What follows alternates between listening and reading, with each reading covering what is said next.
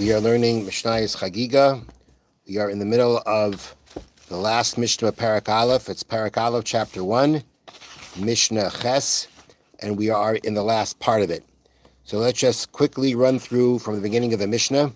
Heter Nadarim Parchin Ba'aver. The annulment of vows floats in the air. Ve'en lahem al mashi yismeichu. They don't have what to rely on. That means they have very, very little scriptural support, and it's primarily from Torah Shabbat from the oral law that we know that this is something you can do. Next, Hilcha Shabbos Chagigas V'Me'ilos, the laws of Shabbos, the laws of the carbon Chagiga, the Chagiga offering that you bring on Yontif, V'Me'ilos, and the laws regarding the usage of a consecrated item unintentionally. Harehem Ka'Rabim Matluyim B'Sa'ara, they are like mountains hanging by a hair. She'mikra Muat, there is little scripture for them. There may be more than the first case of the annulment of vows, but there is a small amount of support in the scriptures. Halachas merubas, but they have many different halachas to them. Okay, now we're in the last part of the Mishnah. So let's read it. Hadinim, which really translated means laws, referring to monetary laws. Va'avodos, avodah means the service of the karbanos, of the sacrifices. Hataharis, the laws of purity. Va'atumais, and the laws of impurity, or becoming contaminated, to become ritually impure, as we refer to it. Va'aroyes, forbidden marriages. Yesh lem amasha yismeichu. They have what to rely on. They have what to be supported on. That means that these laws have a lot of support from the words of the Torah itself. Unlike the case before, that we have these very important laws that again are primarily dependent on Torah Shabbat to know them. These following laws are again that we're referring to are not going to be explicit in the Torah, but the ability to deduce them from the Torah is considered that they have strong or clear support from the words of the Torah. Now, each one of these examples is not just referring to in a general way. It's referring to something specific. It's referring to at least each one has its own specific example of what we're talking about here. We're not talking about things that it says explicitly in the Torah. We're talking about things that have to be deduced from the Torah, things that are part of Torah Shabbat Peh. They're still part of what we call the oral law, but because they're not written explicitly in the Torah. But these examples are laws that have a strong source in the words of the Torah itself. So the first example is hadinim, monetary laws. Now, what we're referring to by monetary laws here is, again, the Torah is full of monetary laws. It's very, very explicit monetary laws. But the monetary law that we're talking about here is the following. As an example, the Mishnah refers to the case of two men fighting, who in the course of their struggle ended up striking a woman and killing her. They're going after each other, and one of them landed up striking a woman and killing her. Are you liable for murder? Would you be liable to any kind of capital punishment for murder? The answer is no, it was unintentional. However, the halacha is that the person who did kill this woman has to pay for her value. He doesn't just go scot-free. He has to pay for her value. Every person, if they would be sold as a servant in the marketplace, has a value, has a monetary value. And therefore, the law is that the person who struck and killed her has to pay her value. Where does that come from? So this law comes from an interpretation of the verse, "V'nosata nefesh tachas nefesh." You shall give a soul for a soul, which we know does not mean a soul for a soul. It means the value of a soul for a soul. Although not stated explicitly in the Torah, this law is considered to have a clear source because it is derived by Gzeira Shava, which is one of the 13 methods by which Torah laws are derived. The way we know that there by nefesh tachas nefesh, that means that you are actually paying the value of the soul for the soul, not that you're taking a soul for the soul, is based on Gzeira Shava. Gzeira Shava means that you have common words in two different places in the Torah, and you apply the law from one to the other. That is what Gzeira Shava is. That's how it works here. That's how we know that you're paying the value of the woman that was killed. Now, Gzeira Shava, if you remember, is one of the 13 midas, one of the 13 ways that Torah is interpreted. That's how we derive laws from the Torah. And therefore, this Mishnah considers if you know something through Gzeira Shava, that's called, it has scriptural support. That's more than the support mentioned before. That's called that you have clear. You have a clear source. You have a clear source in the Torah for what you're trying to learn. Next case, avodas, is referring to the services of a sacrifice. Now, how many services? What are the basic services to a sacrifice that are considered essential for the sacrifice? So we have the shechita, the slaughtering. We have the catching of the blood, Kabbalah. We have what's called halacha, bringing the blood over to the altar. And then we have Haktarah. Then we have offering on the altar. And then we have zrika. Then we have sprinkling the blood on the altar. Now, if let's say you have some kind of an intent, for instance, while you're shechting it, you have intent that you're doing it for a different person, not for the person who brought it, but for somebody else. That can affect the sacrifice. If you have in mind you're going to offer it past the time for being offered, that can affect the sacrifice. These thoughts, by any of these four stages, will have, a strong effect on the sacrifice. Now, what's unique here is the fact that I mentioned the third form of service is called halacha, taking the blood over to the mizbeach. Do you have to take the blood over to the mizbeach? Really depends. If you shechted the animal right next to the mizbeach, you catch it and you deal with it right away. You don't need to bring it over. Nonetheless, we consider it one of the four services, as I mentioned before. What is that based on? This is derived from the fact that the Torah uses the term vihikrivu, and they shall draw near, to describe the process of catching the blood in the temple vessel. Okay, you got to catch the blood. There's no option for that. There's no.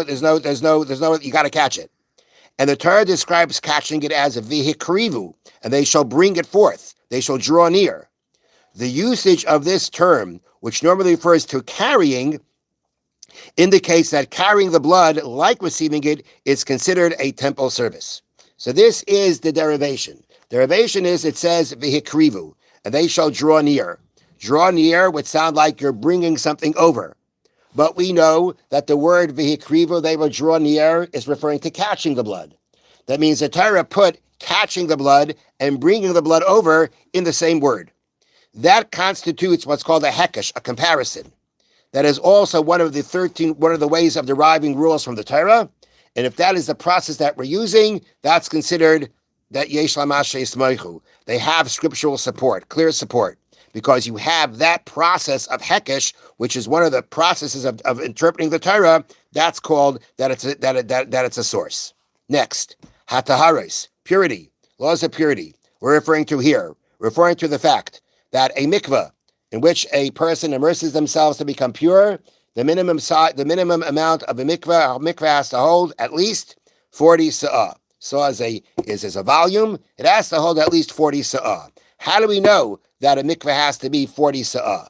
The answer is because the pasuk says, like the pasuk, when the Torah talks about going into a mikveh, the Torah says, "V'rachatz b'mayim es kol b'sarai." He shall immerse his entire flesh in the water. Now, what does that mean? That means you go into the mikveh, right? It means you immerse yourself in the mikveh. That's a simple interpretation. But from the fact that the Torah says, "And he shall immerse all his flesh," then that implies that his whole flesh is going into the water at one time. And that would mean the water has to be able to hold at least the minimum size of a person, that a whole person could fit into the mikveh.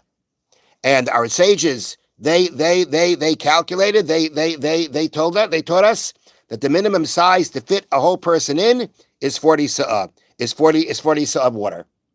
Now, it comes out that this whole law was interpreted from the words of the Torah. And from the words of the Torah talking about immersing in a mikveh, you're able to deduce from those words this concept. That's also called that it has a source. It has a clear scriptural source. The next example, a little bit more complicated. Tumais, laws of impurity. What is this referring to?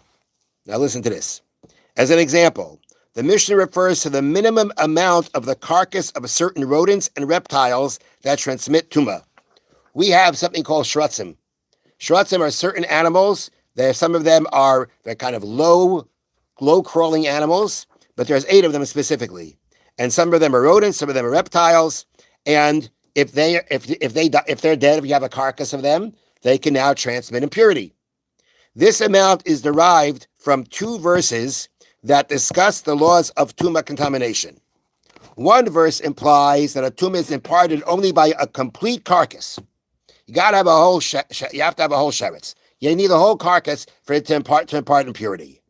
Whereas the other verse indicates that even a portion of a carcass is sufficient to impart tumah.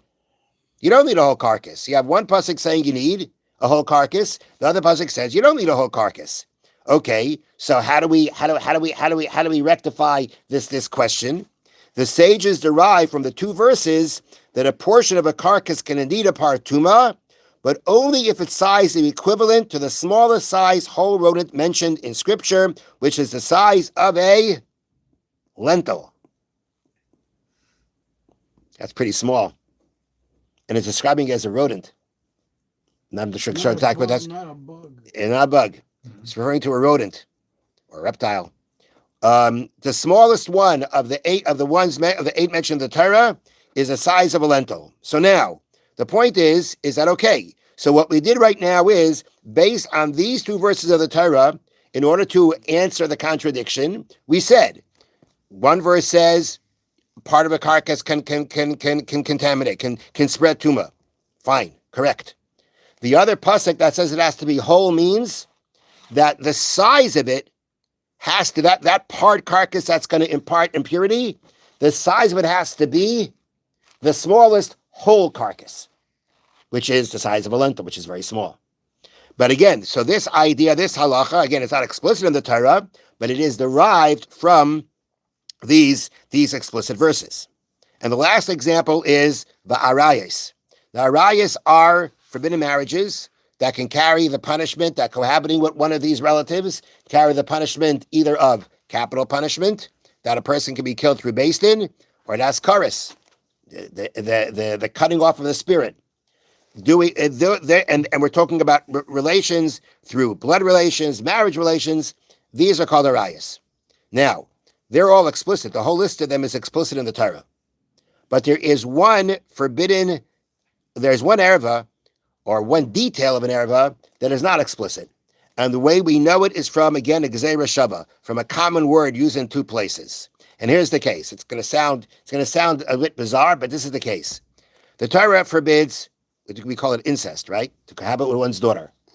Now, when the Torah talks about a daughter, it talks about a daughter from your wife. What if it's not your daughter from the wife? What if it's not your daughter from the wife? The Torah doesn't say anything about that explicitly. But the fact that is considered an erva, and it would be considered absolutely forbidden with a punishment of death, is derived from gezerah shava, from a word that the Torah has in 2 places. The same word, it teaches us that the prohibition of one's daughter applies even to a daughter out of marriage. But that is something, again, because it's a gezerah shava, it is a detail, it's a law.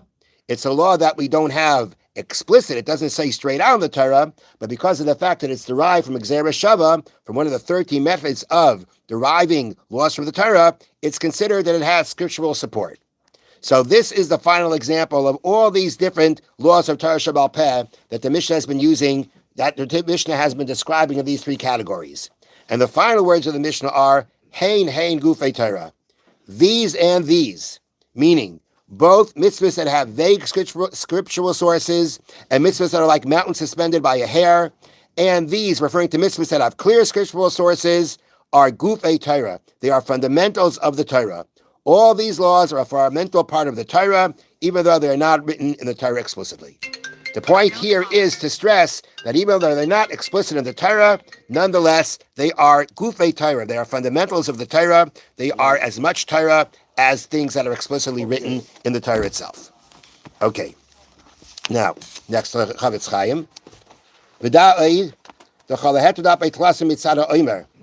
This entire permission to be able to speak Lashon Hara that was set up out of 3 is from the part of the person who is saying it over. of mitzad hashemeya, but from the part of the person who is hearing it. If you know the nature of the person listening, that as soon as he hears something, he right away accepts what's being said. As soon as he hears something, as soon as he hears some juicy piece of news about someone, he right away accepts it.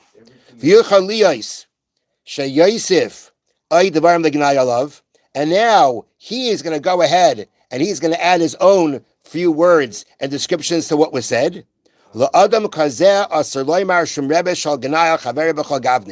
That is a situation no matter how many people you heard it in front of.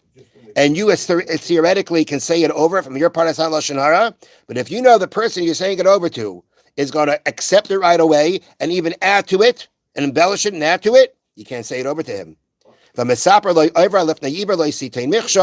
person who does so has transgressed the prohibition of not to put a stumbling block in front of a blind person. Have a wonderful day, a wonderful Shabbos. Thank you, Rabbi.